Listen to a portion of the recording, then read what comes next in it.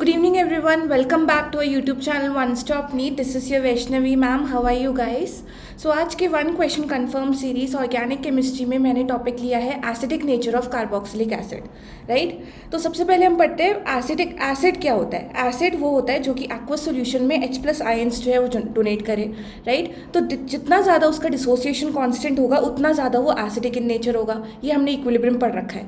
तो ऑर्गेनिक में क्या है, तो जैसे कि फॉर एग्जांपल एक एसिड है आपका HA, ठीक है। उसने हमने उसका एक्वस सोल्यूशन बनाया तो ये क्या देगा, H+ आयन एंड A-। अब यहाँ पे A- क्या है, A- आपका होता है कॉन्जुगेट बेस। तो जितना ज़्यादा stability of this conjugate base होगा उतना ज़्यादा ये HA जो है वो एसिडिक इन नेचर होगा, राइट। अगर HA जो है वो लेस स्टेबल है और कॉन्जुगेट बेस जो है वो मोर स्टेबल है तो ऑब्वियसली वो कौन से डायरेक्शन में जाएगा, रिएक्शन जो है वो कौन से डायरेक्शन में जाएगा, लेफ्ट साइड में ज़्यादा जाएगा। तो कॉन्जुगेट बेस बनाने की टेंडेंसी जो है उसकी ज़्यादा होगी as compare to acidic form में रहने की। इसीलिए अगर वो कॉन्जुगेट बेस बना रहा है तो क्या कर रहा है, वो H+ आयन जो है वो डोनेट कर रहा है, राइट। तो यही एसिडिक नेचर होता है। तो जितना ज़्यादा स्टेबल होगा कॉन्जुगेट बेस, उसका करस्पॉन्डिंग कॉन्जुगेट बेस, उतना ज़्यादा वो एसिडिक इन नेचर होगा, राइट। तो ये जनरल था, ये वैलिड है फॉर ऑल एसिड्स, राइट। अब हम पढ़ते हैं पर्टिकुलरली कार्बोक्सिलिक एसिड के बारे में। तो सबसे पहले पढ़ते हैं हम एलिफैटिक कार्बोक्सिलिक एसिड, राइट। तो एलिफैटिक कार्बोक्सिलिक एसिड का मतलब जब आपका R ग्रुप जो है वो एल्काइल ग्रुप हो, right. For example ethanoic acid, propanoic acid, ये सारे होते हैं आपके एलिफैटिक कार्बोक्सिलिक एसिड, राइट। तो अगर मैं उसका एक्वस सॉल्यूशन बनाऊं तो वो क्या देंगे, RCOO-, ये होता है conjugate base and H+ ion, right. ये होता है एसिड, राइट। तो conjugate base carboxylic acid are really strong acid. Why? Because conjugate base जो आपका बना है वो रेजोनेंस दिखाते हैं। ये जो कॉन्जुगेट कार्बोक्सिलेट आयन है, इसका जो नेगेटिव चार्ज जो है वो ऐसे जो है वो कॉन्जुगेशन दिखाते हैं। तो ये फर्स्ट इसका रेजोनेटिंग स्ट्रक्चर है और ये दूसरा इसका रेजोनेटिंग स्ट्रक्चर है। और यहाँ पे एक प्रॉपर्टी है, ये दोनों रेजोनेटिंग स्ट्रक्चर जो है वो इक्विवेलेंट रेजोनेटिंग स्ट्रक्चर्स बनाते हैं। इसका मतलब क्या, जो ये नेगेटिव चार्ज जो आपका जनरेट हो रहा है, जो आपका कॉन्जुगेट बेस बन के नेगेटिव चार्ज जो आपको जनरेट हो रहा है, ये दोनों ऑक्सीजन में इक्वली डिवाइड हो जाते हैं, जिसकी वजह से ये बहुत ज़्यादा स्टेबिलिटी जो है वो अटेन कर लेते हैं, राइट। और ये नेचर जो है वो किसी और एसिड में नहीं होता। फॉर एग्जांपल अल्कोहल, फिनॉल, इनमें जो है वो ये वाला प्रॉपर्टी जो है वो नहीं दिखता।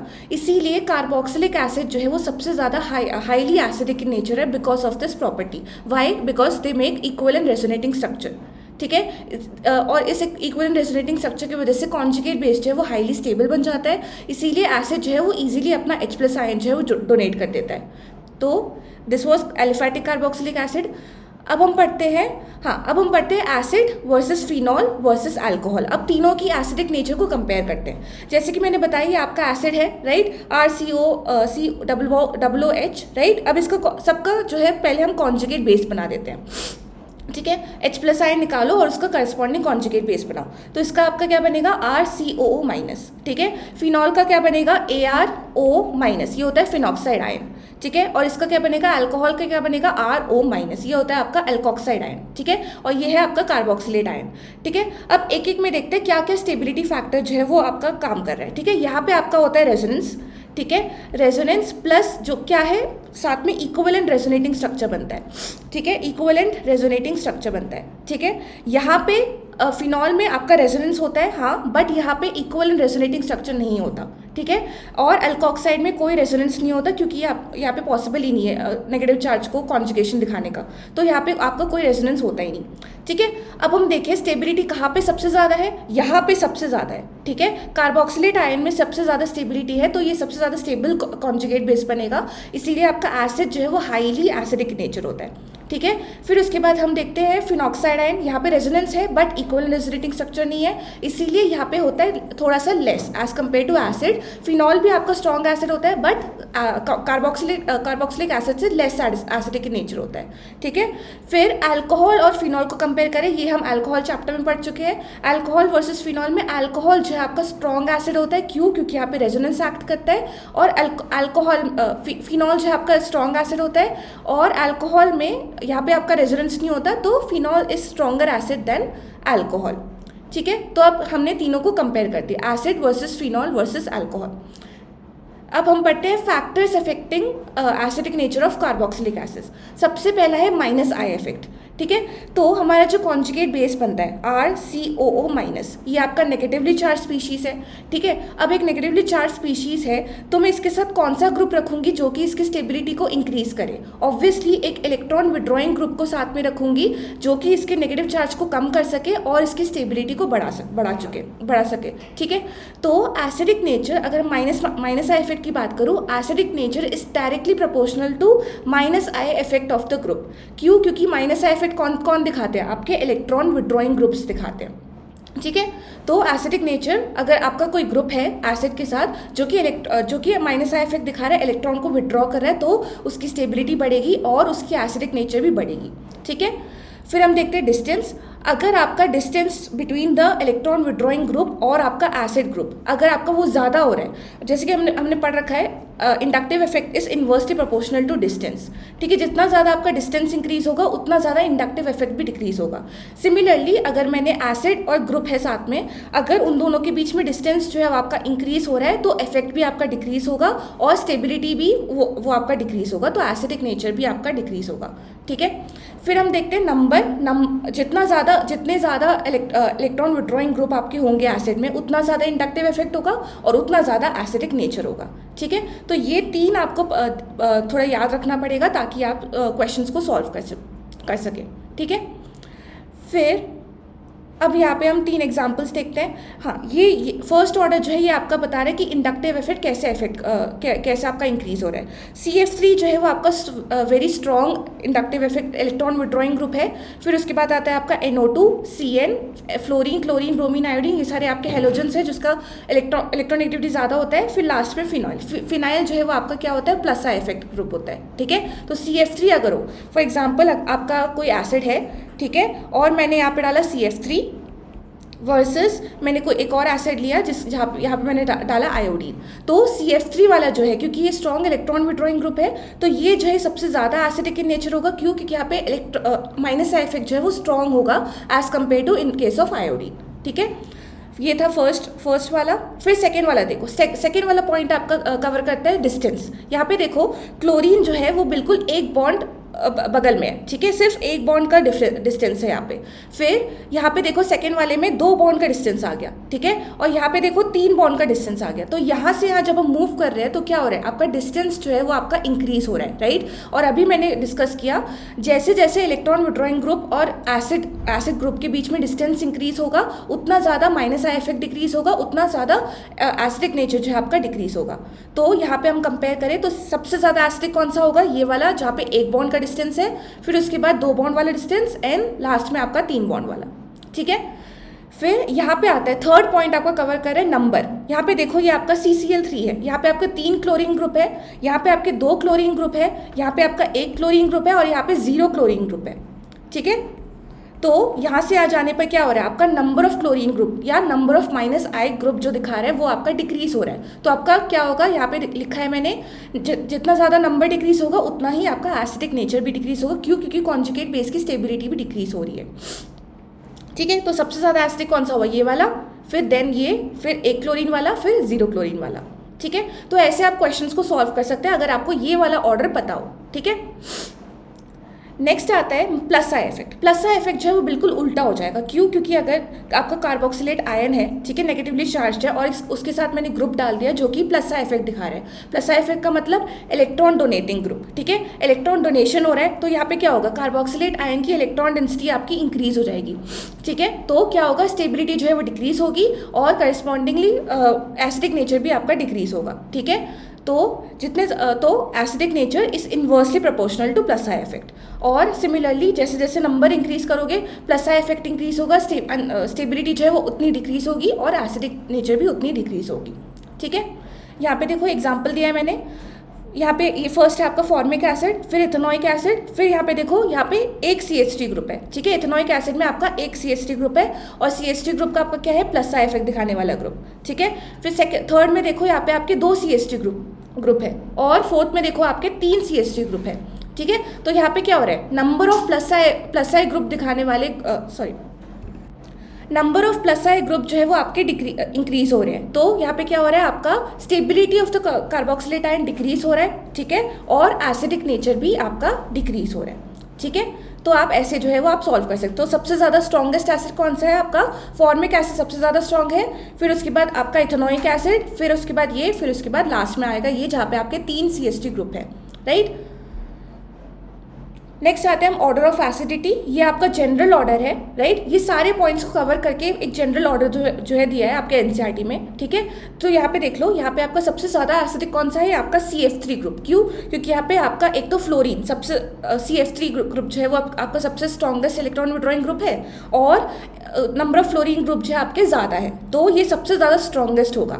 फिर इसको और इसको कंपेयर करो, यहाँ पे आ गया फ्लोरीन और क्लोरीन का डिफरेंस। फ्लोरीन आपका ज़्यादा स्ट्रॉन्गर इलेक्ट्रॉन विड्रॉइंग ग्रुप है एज कम्पेयर टू क्लोरीन, इसीलिए CF3 वाला ज़्यादा है एज कम्पेयर टू CCl3, ठीक है। अब यहाँ पे देखो, यहाँ पे आ गया आपका नंबर का फैक्टर, ठीक है। यहाँ पे आपके 2 Cl ग्रुप है, सॉरी 3 Cl ग्रुप है, और आपके यहाँ पे 2 Cl ग्रुप है, तो ऑब्वियसली 3 Cl ग्रुप वाला जो है वो ज़्यादा एसिडिक होगा as compare to 2 Cl group, ठीक है।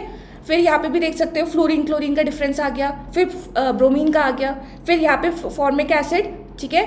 फिर उसके बाद यहाँ पे देखो, फिर उसके बाद CH3, फिर उसके बाद CH3 CH2, यहाँ पे आपके प्लस आई इफेक्ट ग्रुप आ गए, ठीक है। तो ये वाला जो जनरल जो आपका है, ये पूरा सारे जो पॉइंट्स अभी तक मैंने बताए हैं सारा कवर करके एक जनरल आपको ऑर्डर जो है वो दे रखा है, ठीक है।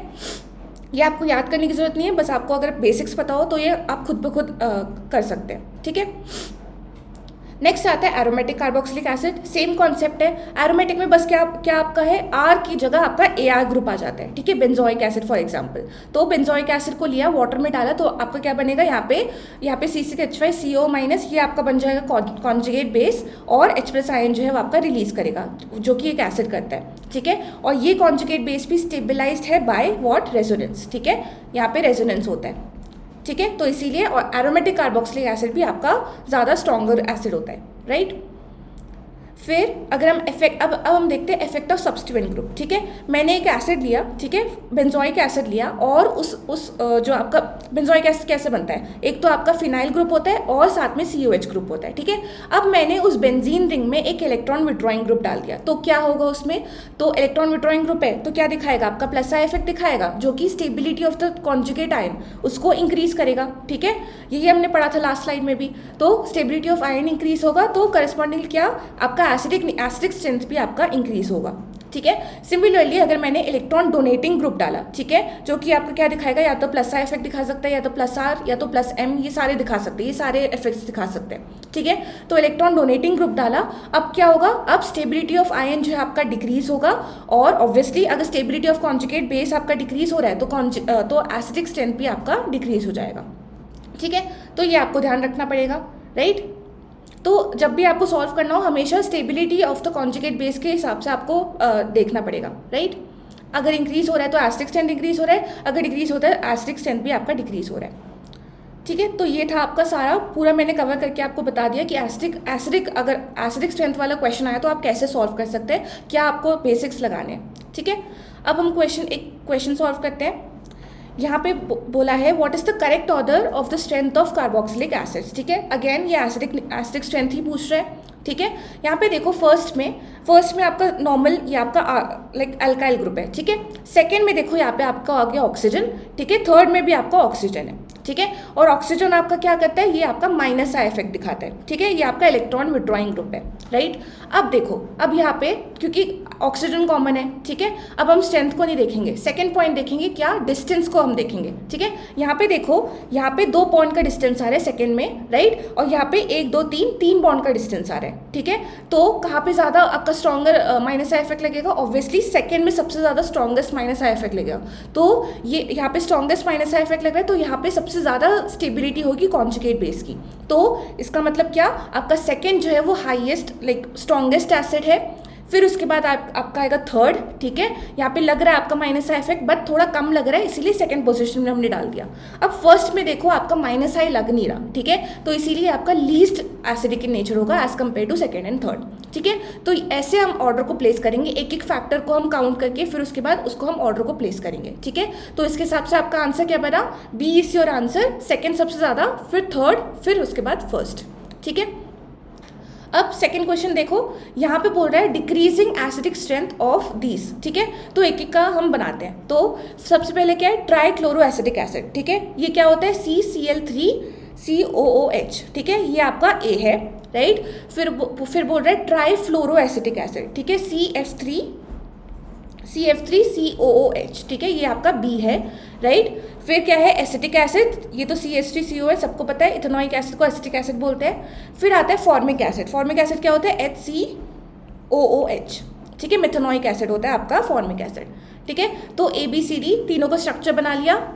अब हम सारे फैक्टर्स लगाते हैं। ठीक है, तो यहाँ पे क्या, A और B में आपका क्या लग रहा है, यहाँ पे माइनस आई इफेक्ट लग रहा है। और CF3 और CCl3 में कौन सा सबसे ज़्यादा स्ट्रॉन्ग है, CF3 आपका स्ट्रॉन्ग है। तो सबसे ज़्यादा कौन सा आपका एसिड बना, स्ट्रॉन्गेस्ट एसिड B बना। ठीक है, फिर उसके बाद आया A, क्योंकि यहाँ पे माइनस आई इफेक्ट लग रहा है, बट B से कम है, बट लग तो रहा है, इसीलिए हम B के बाद उसको प्लेस करेंगे।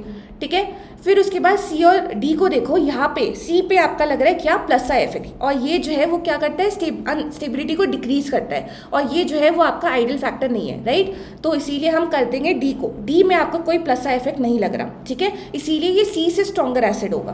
तो फिर आ गया D, फिर लास्ट में आएगा आपका C, क्योंकि यहाँ पे आपका क्या लग रहा है, प्लस आई इफेक्ट। ठीक है, तो B में क्या है, माइनस आई। ठीक है, A में भी आपका माइनस आई, और यहाँ पे आपका प्लस आई नहीं लग रहा। ठीक है, और यहाँ पे आपका प्लस आई लग रहा है। ठीक है, तो ये आपका ऑर्डर हो जाएगा।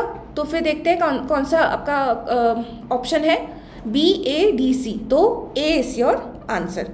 ठीक है, तो आपको कभी भी एसिडिक स्ट्रेंथ वाला क्वेश्चन आए तो हम सारे जो मैंने फैक्टर्स कवर करे उसको एक एक करके सॉल्व करो, और फिर उसके बाद एक एक करके प्लेस करके आप ऑर्डर को निकाल सकते हैं। ठीक है, तो thank you so much. I hope this video helps you, and हमारे चैनल को सब्सक्राइब करिए, and please do like this video, and please do comment आपको नेक्स्ट वीडियो जो है कौन से टॉपिक पे कवर करना है, ताकि मैं उसका वीडियो बना पाऊँ। Thank you so much.